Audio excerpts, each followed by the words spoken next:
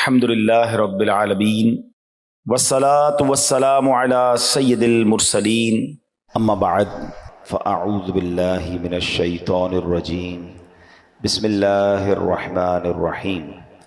پڑھیے الصلاۃ والسلام علیک یا رسول اللہ وعلی آلک واصحابک یا حبیب اللہ۔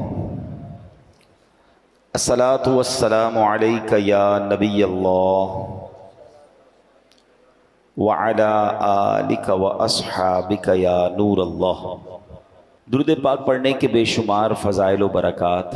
میرے آقا مدینے والے مصطفیٰ صلی اللہ علیہ وسلم کا فرمان، من قال صلی اللہ علی محمد فقد فتح علی نفسہ 70 بابا من رحمہ۔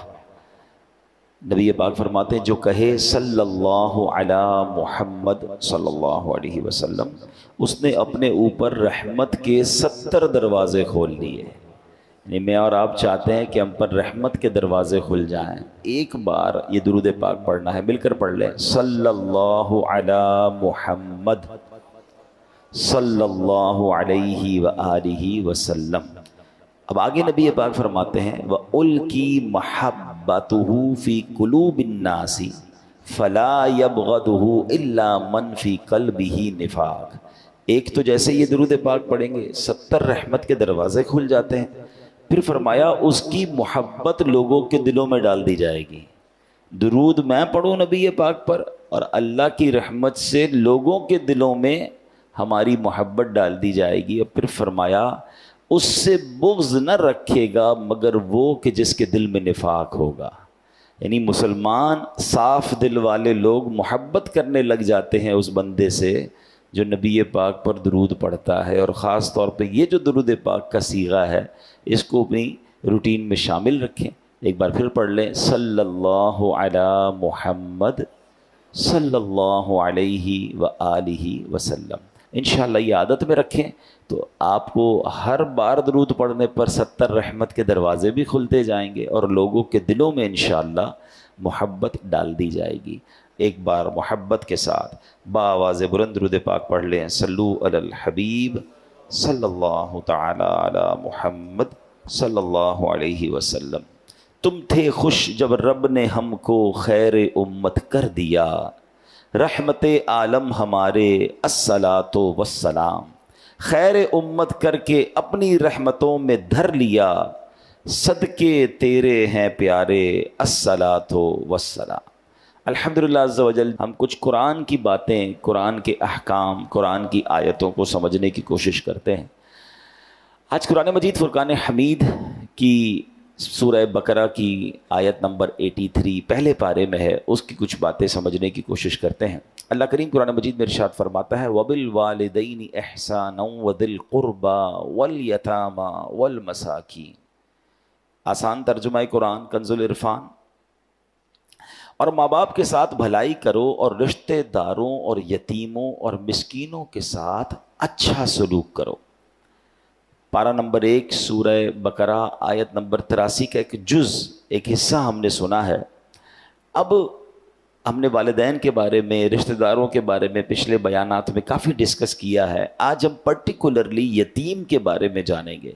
یتیم کے بارے میں کچھ مسکنسیپشنز بھی ہیں، وہ بھی کلیئر ہو جائیں گے، اور یتیم کہتے کس کو ہیں، اور پھر یتیم کے ساتھ اچھا سلوک کرنا یہ کتنی بڑی نیکی ہے۔ یاد رہے کہ وہ نابالغ بچہ جس کا والد وفات پا جائے اسے یتیم کہتے ہیں، اور اتنا غریب شخص کے کچھ بھی مال نہ رکھتا ہو، کچھ بھی نہ ہو اس کے پاس، اس کو مسکین کہتے ہیں۔ آیت کریمہ میں حکم کیا دیا گیا کہ سب سے پہلے ماں باپ کا حق ہے، لہٰذا ان کے ساتھ نیکی اور بھلائی کرو۔ پھر ان کے واسطے سے جتنوں کے ساتھ رشتہ بھی قائم ہوا ہے، ماں باپ کی وجہ سے رشتہ کیسے قائم ہوتا ہے؟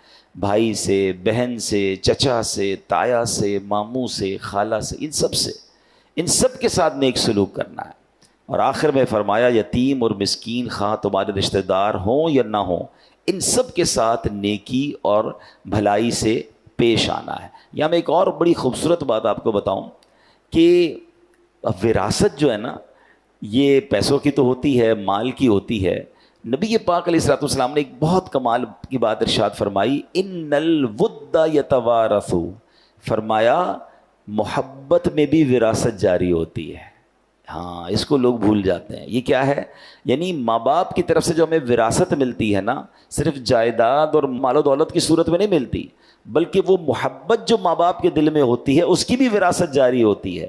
ہر وہ شخص جس کے لیے ہمارے ماں باپ کے دل میں محبت تھی، ماں باپ کی عزت احترام، اور ماں باپ ان کے لیے خلوص کے جذبات رکھتے تھے، عزت رکھتے تھے، اس میں بھی وراثت جاری ہوتی ہے۔ ہم پر بھی لازم ہے کہ اس محبت، عزت اور خلوص کے جذبات کو کنٹینیو کریں، ماں باپ کے رشتہ داروں کے حقوق ادا کریں۔ یہاں ہوتا کیا ہے؟ مثال کے طور پہ ماں باپ کا انتقال ہوا، اب والد صاحب اپنی بہن کے ساتھ، اپنے بھائیوں کے ساتھ، اپنے رشتہ داروں کے ساتھ بڑا اچھا سلوک رکھتے تھے، مگر والد کے انتقال کے بعد اب بیٹا کہتا ہے وہ میرے رشتہ دار تو نہیں ہے نا، خالہ میری، اب میری مطلب پھوپھی میری کیا ہے، تو چچا میرے کیا ہیں، وہ ابو کے رشتہ دار تھے۔ بالکل اسی طرح والد صاحب کچھ غریبوں کی مدد بھی کرتے تھے، یا والد صاحب کے بہت اچھے کچھ دوست تھے، اب جیسے ہی والد کا انتقال ہوا ان سب سے رابطہ ختم۔ اسی طرح والدہ کا جب انتقال ہوا تو خالہ سے رابطہ ختم، ماموں سے رابطہ ختم، ننیال والوں سے لوگ رابطہ ختم کر دیتے ہیں۔ اسی طرح والدہ کی کچھ سہیلیاں ہوتی ہیں، یا والدہ کی کچھ ایسی عورتیں آتی تھی کہ ماں جن کی مدد کرتی تھی، لیکن ہوتا کیا ہے کہ جیسے ہی ماں باپ دنیا سے جاتے ہیں بچے کہتے ہیں ہمارا ان سے کیا تعلق ہے، وہ اچھا ان کو بڑا فیل ہوتا ہے کہ ہمارا بھائی تو کیا گیا، اب سارا معاملہ ہی ختم ہو گیا، ہماری بہن تو کیا گئی، اب سارا معاملہ ختم ہو گیا۔ نہیں، ابھی حدیث کا جز یاد رکھیے کہ محبت میں بھی وراثت جاری ہوتی ہے۔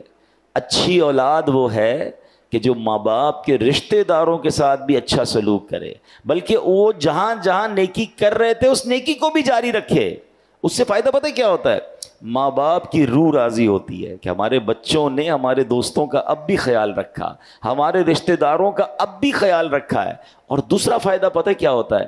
کہ وہ جو لوگ ہوتے ہیں نا جن کے ساتھ آپ اچھا سلوک کرتے ہیں، یعنی اگر کوئی بچہ اپنے چچا کے ساتھ، تایا کے ساتھ، اپنے ددیال والوں کے ساتھ، ماں کے جانے کے بعد ننیال والوں کے ساتھ، یا ماں باپ جہاں نیکی کرتے تھے اس نیکی کو کنٹینیو کرتا ہے، تو وہ سارے لوگ اس مرحوم کو دعا دیتے ہیں کہ دیکھو کیا بیٹا کی تربیت کر کے گئے، کہ بیٹا اپنے باپ کی اس نیکی کو جاری رکھے ہوئے، اپنی ماں کی اس نیکی کو جاری رکھے ہوئے۔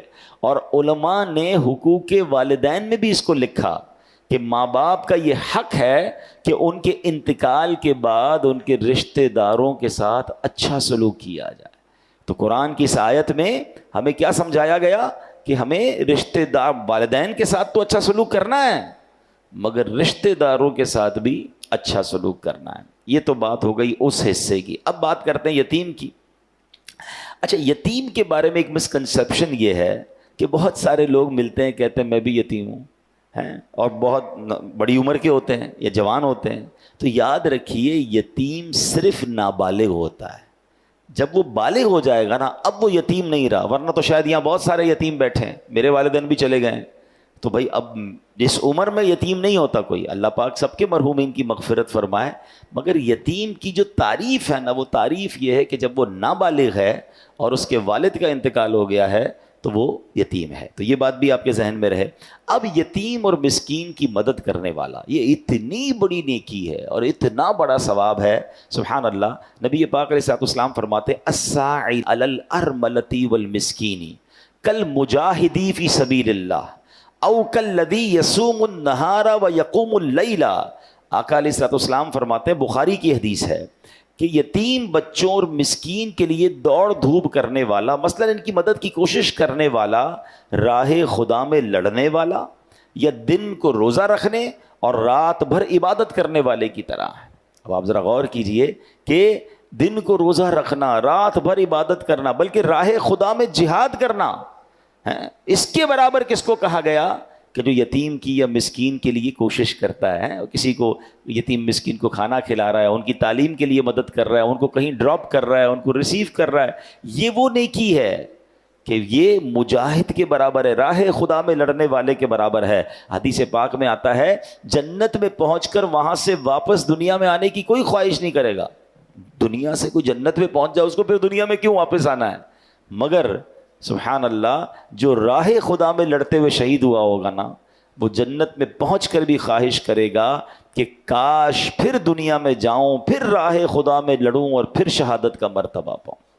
مبارک ہو ان لوگوں کو جو اللہ کی راہ میں لڑتے ہیں اور پھر شہادت کا رتبہ پاتے ہیں۔ اب عام لوگوں کے لیے تو یہ مواقع نہیں ہوتے، یہ تو فوج ہوتی ہیں دنیا بھر میں، جو بھی جیسے بھی ملک کے لیے، وطن کے لیے، اسلام کے لیے جو لڑائی ہوتی ہے وہ لڑتے ہیں، مگر عام لوگوں کے لیے بھی کیا ہمیں ایک انعام مل گیا کہ اگر یتیم کی مدد کی جائے، مسکینوں کی مدد کی جائے، تو فرمایا یہ راہ خدا میں جہاد کرنے کے برابر ہے۔ صدیقہ بنت صدیق، حضرت عائشہ صدیقہ طیبہ طاہرہ رضی اللہ تعالی عنہا سے روایت ہے کہ رسول ذیشان مکی مدنی سلطان صلی اللہ علیہ وسلم نے فرمایا جو کسی چھوٹے لاوارث یا یتیم بچے کو پالے یہاں تک کہ وہ لا الہ الا اللہ کہنا شروع کر دے، اللہ پاک اس شخص سے حساب نہ لے گا۔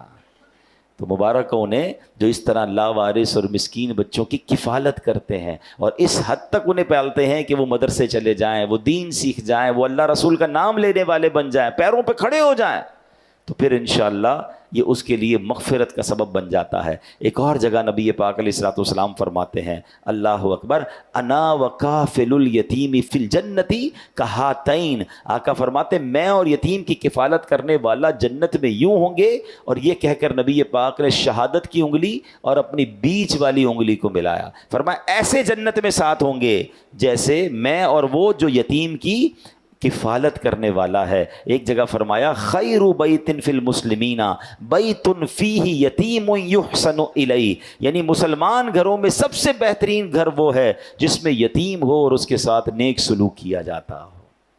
لیکن آگے فرمایا وشر بیت فی المسلمین بیت فیہ یتیم یساء الیہ، فرمایا سب سے برا گھر وہ ہے جس میں یتیم ہو اور اس کے ساتھ برا سلوک کیا جاتا ہو۔ یہاں یہ بھی مسئلہ ہے رشتہ داروں میں کوئی بچہ یتیم ہو گیا، اب یتیم کو تو رکھا مگر اس کو واقعی یتیموں والا سلوک ہی اس کے ساتھ ہوتا ہے، اور جناب بعض اوقات تو اس کے یتیم کے مال پر قبضہ کر لیا جاتا ہے، کیونکہ ماں باپ نے مال چھوڑا ہے، بچہ یتیم رہ گیا، رشتہ دار کہتے ہیں ہم سنبھالیں گے، جناب اس کی کفالت بھی کریں گے اور اس کا مال بھی سنبھالیں گے، مگر ایسا بھی ہوتا ہے کہ جناب یتیموں کا مال کھا لیا جاتا ہے، وہ بڑے ہوتے ہیں تو انہیں کوئی دینے کے لیے تیار نہیں ہوتا۔ یہ بہت سخت گناہ ہے، اس کی زبردست وعید آئی ہے، یعنی ایک طرف یتیم کے ساتھ اچھے سلوک کرنے والے کو تو جنت کی بشارت، مگر یتیم کا جس نے مال کھایا، یتیم کو تکلیف پہنچائی، یہ بہت خطرناک کام ہے، یاد رکھیے۔ پھر نبی پاک فرماتے ہیں انا وکافل الیتیم فی الجنت کہاتین،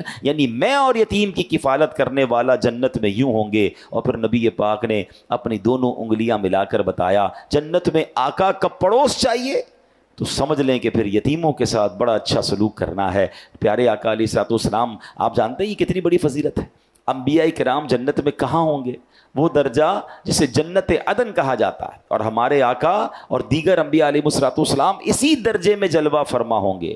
جنت میں آقا کا پڑوس ملنے کا مطلب یہ ہے کہ جس شخص کو یہ سعادت ملے گی وہ بھی جنت میں اسی درجے میں پہنچ جائے گا۔ اور سبحان اللہ، اگر جنت میں نبی پاک کا دیدار بھی نصیب ہوتا رہے تو اس سے اچھا انعام کون سا ہوگا؟ تو اس نیکی کے لیے تو کوشش کرنی چاہیے۔ آگے جا کے بتاؤں گا کہ ہم کیسے یہ نیکی کما سکتے ہیں، یہ کیسے پاسبل ہے۔ ہر بندہ تو اپنے گھر میں یتیم کو نہیں پال سکتا۔ اچھا، یتیم کو پالنے کے کچھ کمپلیکیشنز بھی ہیں، کچھ شرعی معاملات بھی ہیں، وہ بھی انشاءاللہ آپ کو عرض کرتا ہوں، کیونکہ کچھ لوگ شوق میں ذوق میں اپنے گھر میں ایک یتیم بچہ تو لے آتے ہیں لیکن پھر اس کے شرعی معاملات پر ڈسکس نہیں کرتے یا معلومات نہیں لیتے، جس کی وجہ سے پرابلم ہو جاتی ہے۔ تو آئیے انشاءاللہ اب کچھ اور باتیں میں آپ کو عرض کر دیتا ہوں کہ یتیم کو جو گود لیتے ہیں اس میں کچھ احتیاطیں ہیں۔ پہلے یہ سمجھ لیجئے کہ یتیم کو اپنی ولدیت نہ دیجیے، مثلا فارم میں، شناختی کارڈ میں، اسکول وغیرہ کے ڈاکیومنٹس میں اس کے والد کی جگہ لوگ اپنا نام لکھوا لیتے ہیں، ایسا کرنا شرعاً جائز نہیں ہے، یہ یاد رکھیے گا۔ جو اس کا والد ہے اسی کا نام ہونا چاہیے، آپ اپنا نام ڈاکیومنٹس میں نہیں دے سکتے۔ اسی طرح یتیم جب بالغ ہوگا نا تو اب پردے کے معاملات بھی ہوں گے۔ مثلا اگر کسی نے بچہ لڑکا یتیم ہے اور گھر میں کفالت کر لی ہے تو جس خاتون نے بے شک اس کو بیٹا سمجھ کر ہی پالا ہے، مگر جب یہ بالغ ہوگا تو یہ نامحرم ہو جائے گا، تو اب وہ احتیاط جو ہے وہ دوبارہ کرنی پڑے گی۔ پتہ چلا ایک نیکی تو کرنے جا رہے ہیں، لیکن علم دین نہیں ہے. بعض لوگ کرتے ہیں, بہت خدمت کرتے ہیں یتیم کی, بچپن سے لے کر پالتے ہیں, مگر کچھ ایسی غلطیاں کر جاتے ہیں کہ پھر گناہوں کا میٹر شروع ہو جاتا ہے. اسی طرح اگر کوئی بچی لے کر آئے ہیں گھر میں اور اب وہ بچی بالغ ہو گئی ہے, بڑی ہو گئی ہے, تو مردوں کا, گھر کے مردوں کا جو اجنبی ہیں اس کے لیے پردہ شروع ہو جائے گا. تو جب بھی ایسا کوئی کام کرنا ہو, بار بار اسی لیے کہا جاتا ہے کہ اس کی شرعی رہنمائی لے لیں, علماء سے رجوع کر لیں, گائیڈ لائن لے لیں, طریقے موجود ہیں, اس طریقے کے مطابق کریں گے تو یہ نیکی بہت بڑی ہے. سبحان اللہ. اب جو میں نے بات کی نا کہ یتیموں کا جو لوگ مال کھا جاتے ہیں, وراثت میں یہ بڑا مسئلہ ہوتا ہے کہ کسی بھائی کا انتقال ہو گیا, اب اس کے چھوٹے بچے ہیں اور جناب اب بھائی کا حصہ بھی ہے, تو اب کہا کہ ٹھیک ہے بچوں کو ہم پال لیں گے اور جب بڑے ہوں گے تو جناب ان کا جو وراثت میں حصہ ہے وہ بھی دے دیں گے. لیکن بعض لالچی لوگوں کی نظر ہوتی ہے ان کے مال پر اور پھر وہ یتیموں کو کچھ نہیں دیتے یا اس میں ڈنڈی مارتے ہیں. یاد رکھیے قرآن مجید فرقان حمید ارشاد فرماتا ہے, ان الذین یأکلون اموال الیتامی ظلما انما یأکلون فی بطونہم نارا وسیصلون سعیرا. بے شک وہ لوگ جو ظلم کرتے ہوئے یتیموں کا مال کھاتے ہیں وہ اپنے پیٹ میں بالکل آگ بھرتے ہیں اور ان قریب یہ لوگ بھڑکتی ہوئی آگ میں جائیں گے. یہ تھوڑے پیسے, یہ تھوڑی زیادتی, یہ جہنم کا سامان ہے. یتیم کا مال ناحق کھانا کبیرہ گناہ اور سخت حرام ہے. قرآن پاک میں نہایت شدت کے ساتھ اس کے حرام ہونے کا بیان کیا گیا ہے. یتیم کا مال کھانے کا یہ مطلب نہیں کہ آدمی باقاعدہ کسی بری نیت سے کھائے تو ہی حرام ہے, بلکہ آدمی کو اس کی خبر بھی نہیں ہوتی کہ وہ حرام کھا رہا ہے, حالانکہ وہ یتیموں کا مال کھانے کے حرام فعل میں ملوث ہو جاتا ہے. اس میں بھی وہی پرابلم ہے, وہ سمجھ رہا ہے میں ٹھیک تو کر رہا ہوں. یہ اتنا باریک معاملہ ہے. وہی علم دین کے بغیر کام کرنا جو ہے نا, اس میں بہت ساری قباحتیں ہیں. اب میں آپ کو اس کی چھوٹی سی ایک باریکی بتاتا ہوں. مثال کے طور پہ کسی کا انتقال ہو گیا اور اس کے بالغ بچے بھی ہیں, یتیم بچے بھی ہیں, تو اب اس کا ورثہ تو سب کو تقسیم ہوگا نا. اور اب اس کے انتقال کے بعد گھر والے کہتے ہیں کہ جناب ابو جان کے لیے ایصال ثواب کے لیے کوئی تیجے کا یا 40ویں کا پروگرام رکھ لیتے ہیں, قرآن خوانی رکھتے ہیں اور لنگر بھی رکھتے ہیں اور سب کو کھلاتے ہیں, ابو کو ثواب ملے گا. کام بہت اچھا ہے, لیکن اگر یہ کام اس مرحوم کی بچی ہوئی رقم میں سے کیا جا رہا ہے, اس کے ترکے کے مال میں سے کیا جا رہا ہے, تو یہ غلط ہو جائے گا. کیونکہ یتیم بچہ جو ہے اس کا بھی اس میں حق ہے, اور یتیم جب تک بالغ نہیں ہوتا اپنے پیسوں کا کسی کو اجازت نہیں دے سکتا. تو اب پرابلم یہ ہو گیا کہ مرحوم کا پیسہ بھی اگر یتیم کی طرف چلا گیا تو اب اس کی اجازت کے بغیر, اور وہ اجازت بالغ ہونے سے پہلے دے نہیں سکتا, تو مرحوم کے ایصال ثواب کے لیے بھی خرچ نہیں ہو سکے گا. اب اس سے اندازہ کر لیں کہ اتنی باریکی, اور لوگ جناب یتیم کے مال کو کہیں انویسٹ کر رہے ہوتے ہیں, کہیں لگا رہے ہوتے ہیں, کوئی شرعی رہنمائی ہوتی نہیں, خرچ کر رہے ہوتے ہیں, لیکن کیا معلوم یہ حرام ہو رہا ہو. کچھ چیزوں کی اجازت ضرور ہے, مگر اس کے لیے علماء سے رابطہ کیجئے.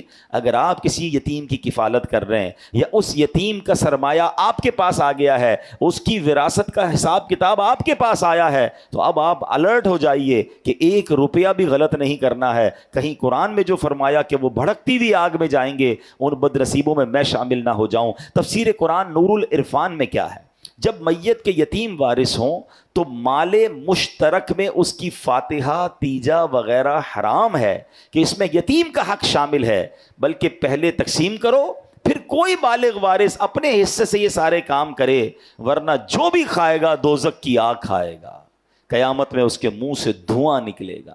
حدیث پاک میں آتا ہے یتیم کا مال ظلمن کھانے والے قیامت میں اس طرح اٹھیں گے کہ ان کے منہ, کان اور ناک سے بلکہ ان کی قبروں سے دھواں اٹھتا ہوگا, جس سے وہ پہچانے جائیں گے کہ یہ یتیموں کا مال کھانے والے.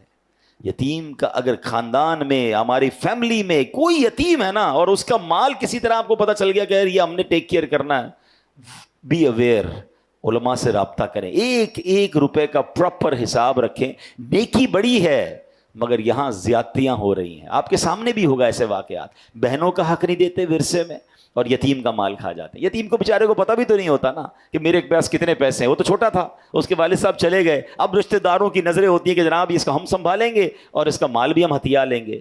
یہ مال نہیں لے رہے آپ, یہ جہنم کی آگ لے رہے ہیں. اس یتیم کی کفالت کر کے جنت آپ حاصل کر سکتے ہیں. پیارے آقا علیہ الصلوۃ والسلام کی حیات طیبہ کا بڑا شاندار واقعہ.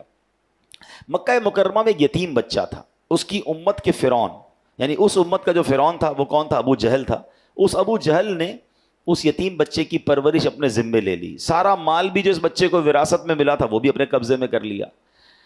اب چاہیے تو یہ تھا کہ ابو جہل اس کی اچھی دیکھ بھال کرتا، مگر اس بدبخت نے، جس کے دل میں حرص و ہوس بھری ہوئی تھی، یتیم کی پرورش کرنے کی بجائے اس کے مال پر قبضہ کر لیا۔ ایک دن وہ بچہ ننگے بدن پریشان حال ابو جہل کے پاس آیا اور کہا کہ مجھے اپنا مال دو جو میرے والد صاحب چھوڑ کر گئے تھے۔ اس بدبخت نے اس یتیم کو دھکے دے کر اپنے گھر سے نکال دیا۔ اچھا، اب جب قریش کے سرداروں نے دیکھا کہ یتیم کے ساتھ ایسا ہوا ہے تو کہا ایسا کرو، تم مسلمانوں کے نبی محمد عربی صلی اللہ علیہ وسلم کے پاس جاؤ اور ان سے جا کر مدد مانگو۔ اچھا، انہوں نے یہ چیز بھی ٹونٹ کرنے کے لیے کہی تھی کہ وہ بھی کیسے مدد کریں گے، چلو پھر بھی تم جاؤ ان کے پاس۔ وہ پیارے آقا علیہ الصلوۃ والسلام کے پاس آیا۔ اب نبی پاک سبحان اللہ، وہ تو سب کے مددگار ہیں، غم و رنج و علم اور سب بلاؤں کا مداوا ہو، اگر وہ گیسوؤں والا میرا دلدار ہو جائے، اشارہ پائے تو ڈوبا ہوا سورج برآمد ہو، اٹھے انگلی تو مہ دو بلکہ دو دو چار ہو جائے۔ تو وہ یتیم گئے جب ان کے پاس، تو نبی پاک علیہ الصلوۃ والسلام نے کیا کیا، پیارے آقا نے اس بچے کو ساتھ لیا اور ابو جہل کے پاس آ گئے اور آپ نے فرمایا کہ اے ابو جہل، نبی پاک علیہ الصلوۃ والسلام نے فرمایا کہ اس یتیم کا مال دو۔ اب سارے سردار سمجھے کہ ابو جہل نے تو آج خوب بدتمیزی کرنی ہے، ان کو کیسے ان کی بات ماننی ہے، مگر جیسے ہی نبی پاک اس کے جو بھی جگہ تھی وہاں تشریف لائے تو مرحبا کہہ کر اس نے استقبال کیا اور فوراً یتیم کا سارا مال نکال کر دے دیا۔ تو قریش کے لوگ حیران ہو گئے، ابو جہل تم تو ان کے سب سے بڑے مخالف ہو، ان کے بارے میں اتنی باتیں کرتے ہو، ان کے دین کو ٹھکراتے ہو، آج آتے ہی ان کو سارا مال دے دیا، آج تو موقع تھا معاذ اللہ ان کے سامنے تم نے مقابلہ کرنے کا۔ تو ابو جہل کہتا ہے کہ جب وہ آئے تو خدا کی قسم میں نے دیکھا کہ محمد عربی صلی اللہ تعالیٰ علیہ وسلم کے دائیں اور بائیں ایک نیزہ دیکھا میں نے، مجھے ڈر لگا کہ ان کی بات نہیں مانوں گا تو وہ نیزہ مجھے پھاڑ ڈالے گا۔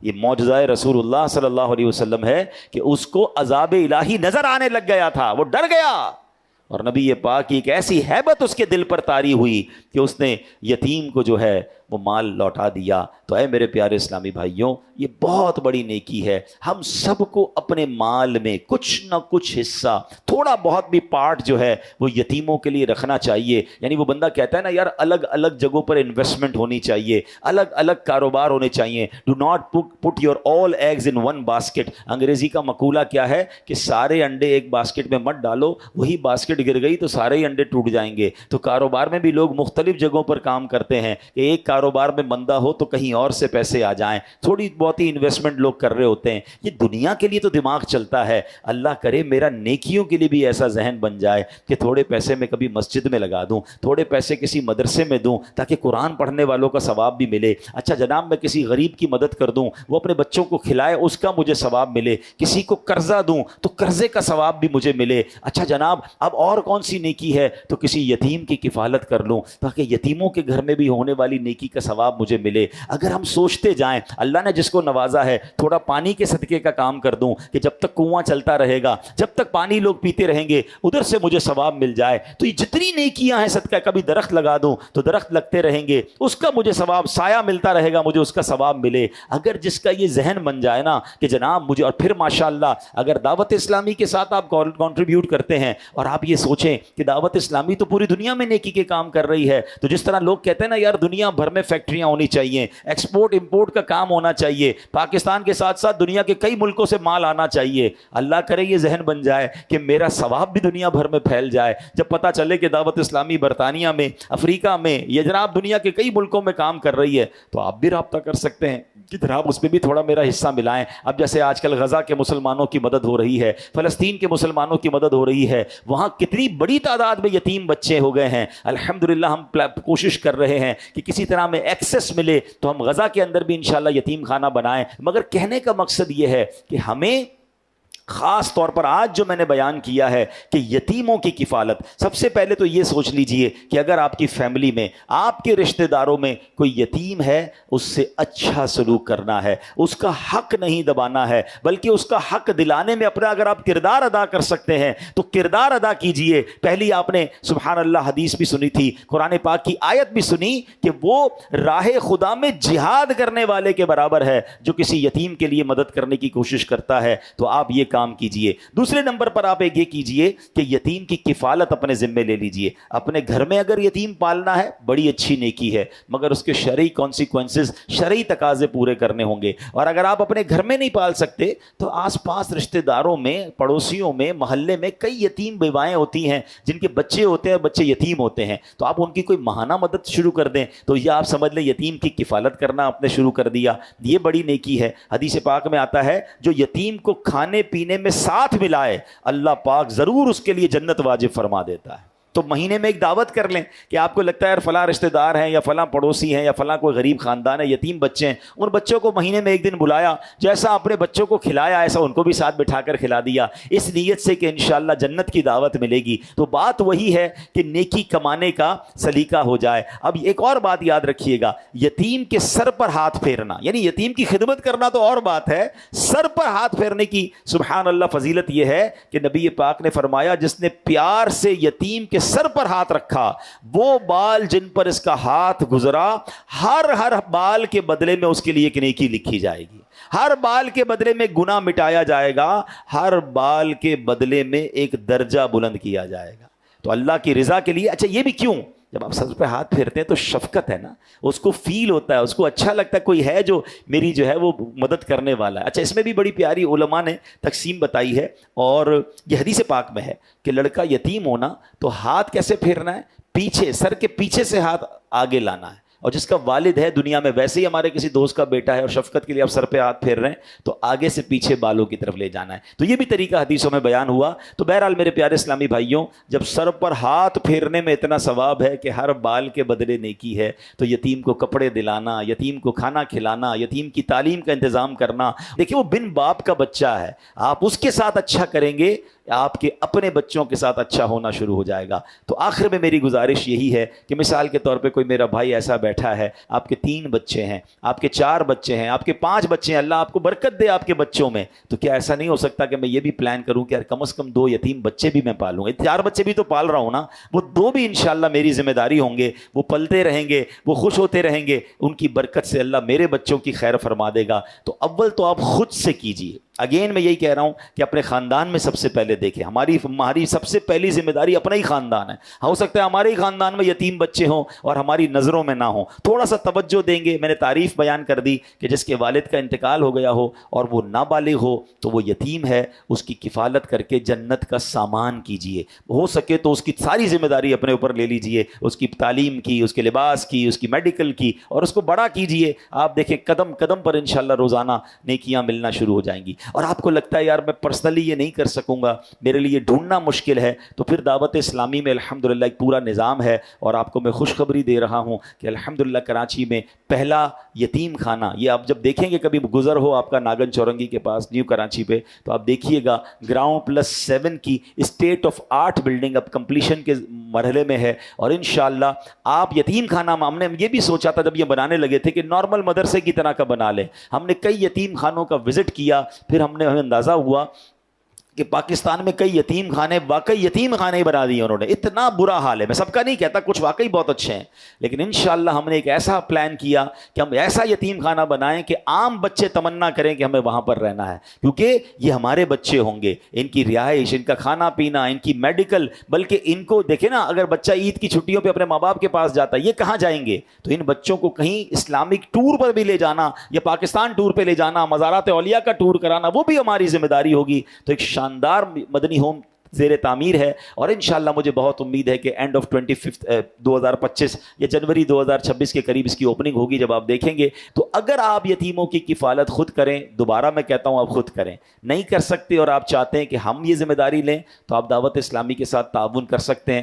مدنی ہوم کے نام پر اپنا ڈونیشن دیں گے تو انشاءاللہ یہ یتیموں کی کفالت پر خرچ ہوگا، اور یہ انشاءاللہ آپ کے لیے صدقہ جاریہ ہوگا۔ اللہ سے میں دعا کرتا ہوں کہ رب کریم ہمیں یہ نیکی کمانے کی بھی توفیق عطا فرمائے، کیونکہ جو اس کا اجر نبی پاک نے فرمایا نا کہ یتیم کی کفالت کرنے والا اور میں ایسے ہوں گے، تو پیارے آقا کے ساتھ اگر جنت مل جائے تو میں سمجھتا ہوں ایک مسلمان کے لیے اس سے بڑی کیا سعادت ہے۔ اور زندگی میں دیکھیں ابھی نہیں ہے آپ کی نظر میں کوئی، لیکن ہو سکتا ہے تھوڑے دنوں بعد آپ کی نظر میں کوئی ایسی فیملی آ جائے گی، کوئی ایسی درخواست آپ کے پاس پاس آئے گی، پتہ چل جائے نا کہ یہ بیوہ اور یتیم ہیں اور یہ بچے یتیم ہیں، تو بس اب آپ نے ان کی خدمت کرنی ہے، ان کا ساتھ دینا ہے۔ اللہ کریم ہم سب کو یہ نیکی کرنے کی توفیق عطا فرمائے، آمین بجاہ النبی الامین صلی اللہ تعالی علیہ وسلم۔